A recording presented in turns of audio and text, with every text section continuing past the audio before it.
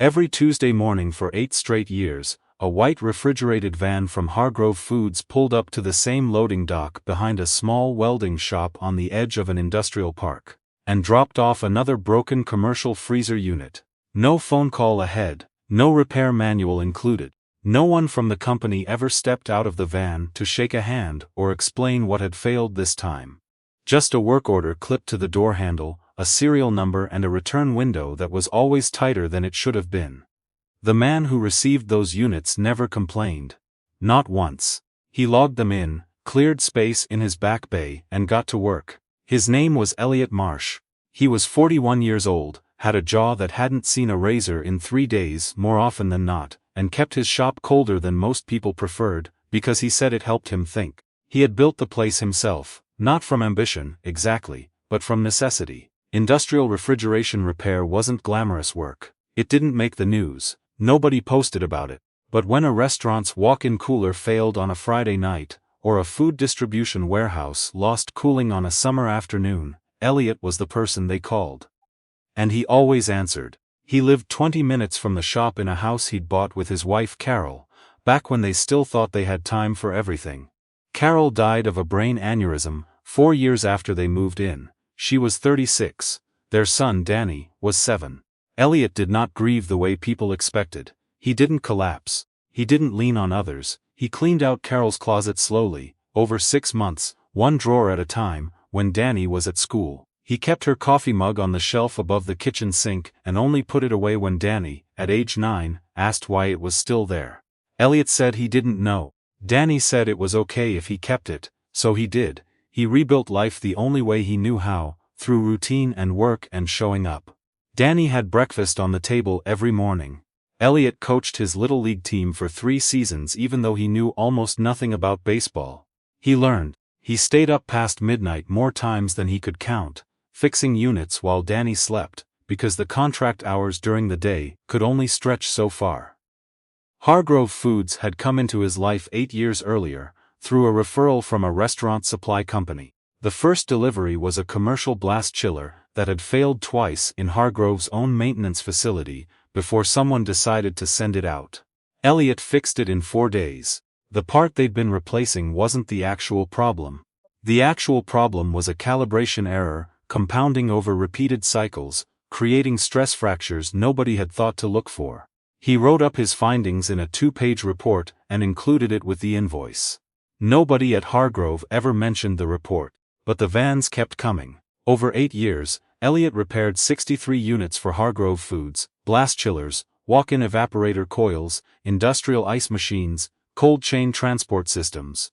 He worked on equipment that Hargrove's own internal team had flagged as unresolvable. He found solutions that saved them from purchasing new units at $40,000 to $90,000 apiece. He never inflated his labor estimates. He never charged for parts he didn't use. He documented everything.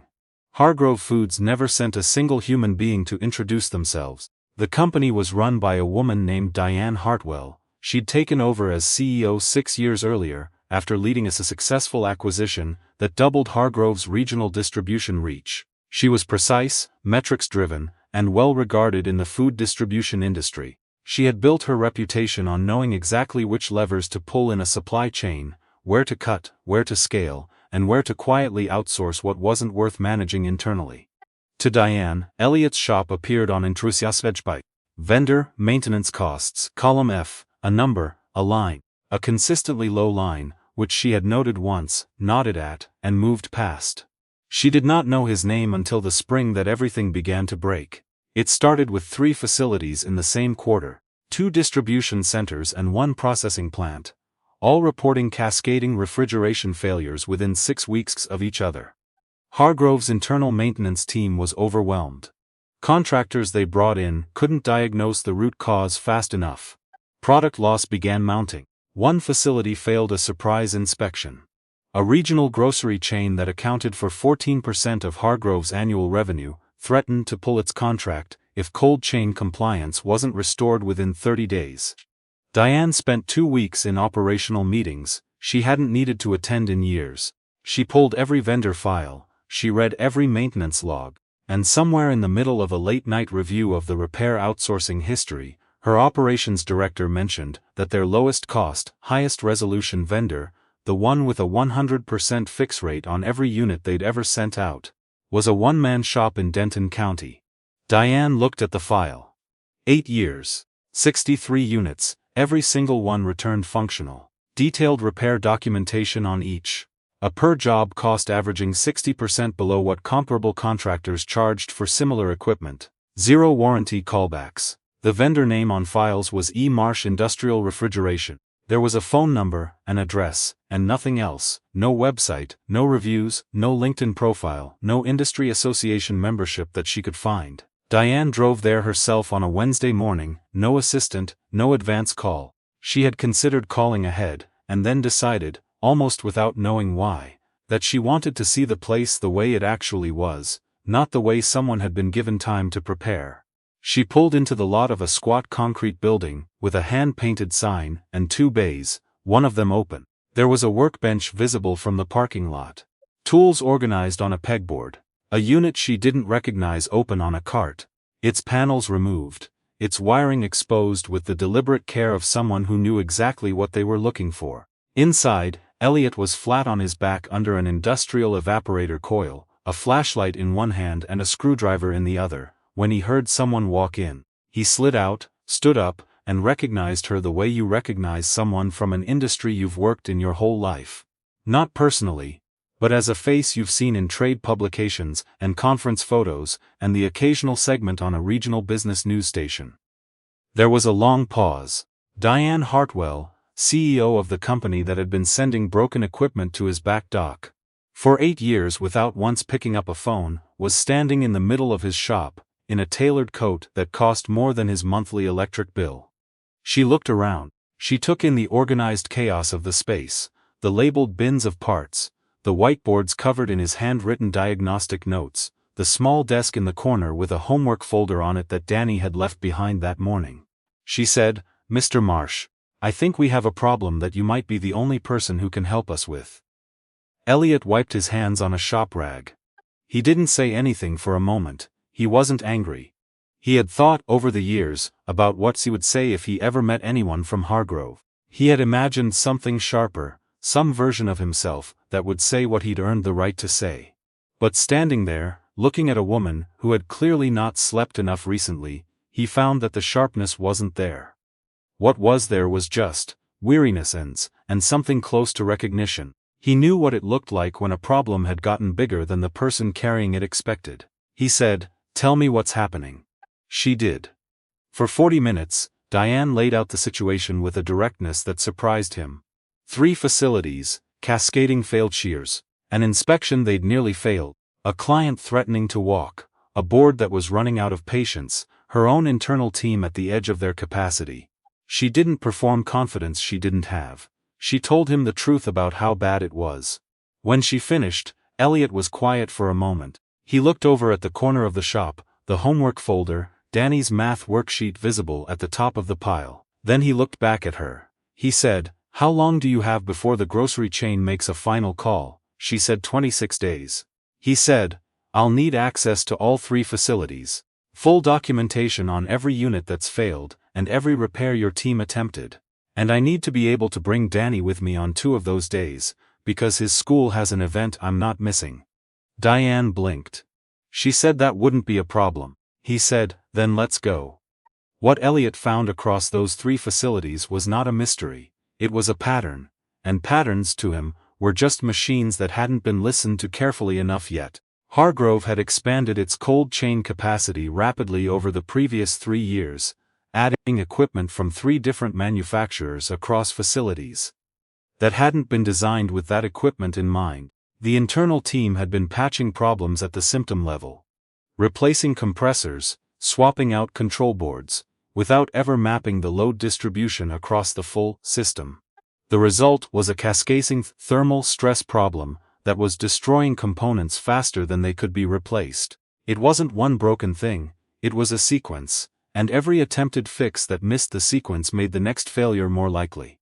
Elliott wrote up the full diagnostic in 4 days. Then he started fixing it. He worked methodically, not dramatically. He didn't give speeches about how obvious the problem was, or how long it had been allowed to go unfixed. He showed Hargrove's internal technicians what he was doing and why, walking them through his reasoning without condescension, in the same tone he used when Danny asked him how something worked. He reconfigured load distribution across 2 facilities. He replaced the right components, in the right order, for the right reasons. He built a monitoring protocol the internal team could actually maintain. By day 19, all 3 facilities were running within spec. The grocery chain kept the contract. The inspection was rescheduled and passed. The board exhaled. Diane watched all of it. She watched the way Elliott moved through a problem, without ego, without theater, with an almost unsettling patience.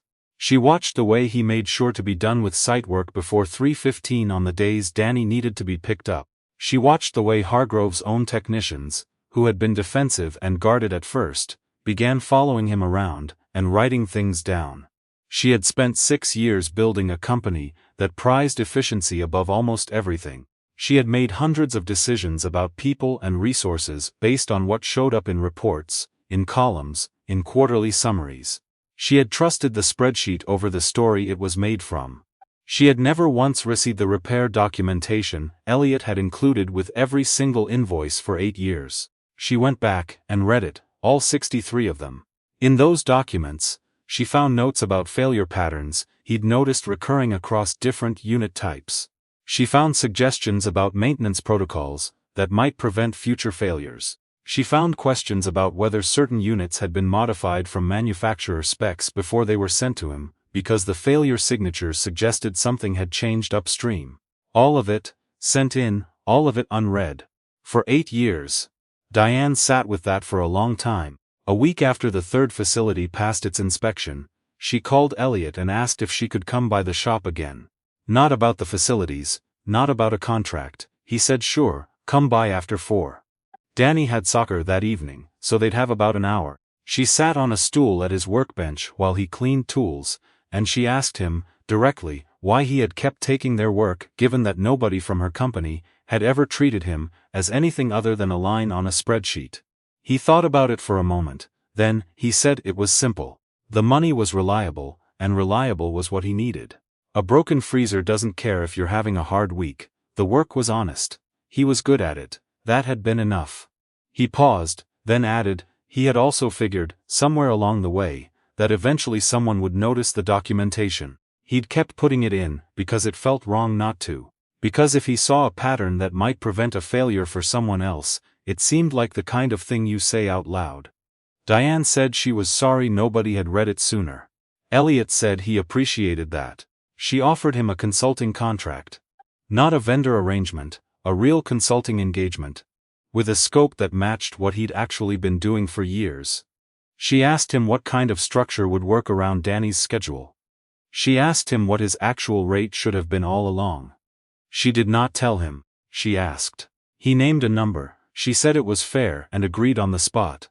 Then she asked if he'd be willing to spend some time with her operations team, not fixing things for them, but teaching them how to see what he saw.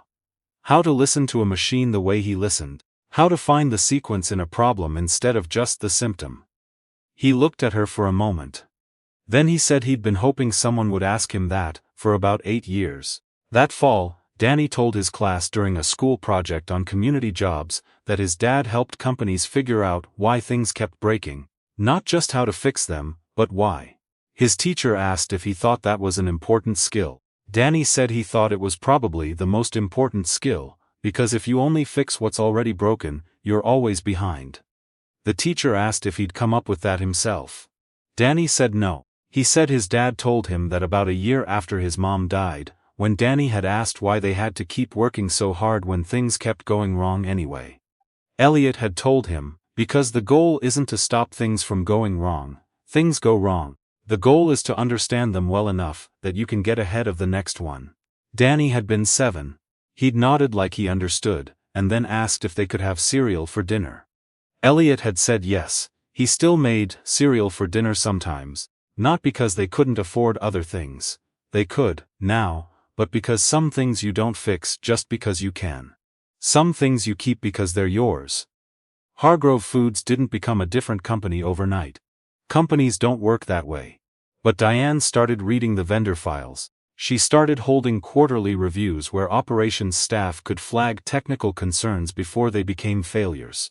She made one structural change to how outsourced repair work was handled. Every report submitted by an external contractor now had to be read and responded to within 30 days. It was a small change, but it was the kind of change that over time compounds, and somewhere in Denton County, on Tuesday mornings, a white refrigerated van still pulls up to a loading dock. But now before the driver clips the work order to the door handle, he sends a text. The text just says, "Coming in. Anything we should know before drop-off?" Elliott always writes back. Sometimes it's technical, sometimes it's just, "Bay 2 is clear. Come on through." That was all it had ever needed to be. If you've ever been the person doing the work while someone else got the credit, or the person in the room who finally realized they'd been looking at numbers instead of people, you already know what this story is about. Like and share if it stayed with you, and if you know someone carrying more than they should have to carry alone right now, maybe send this their way. Kindness tales, because some stories deserve to be heard.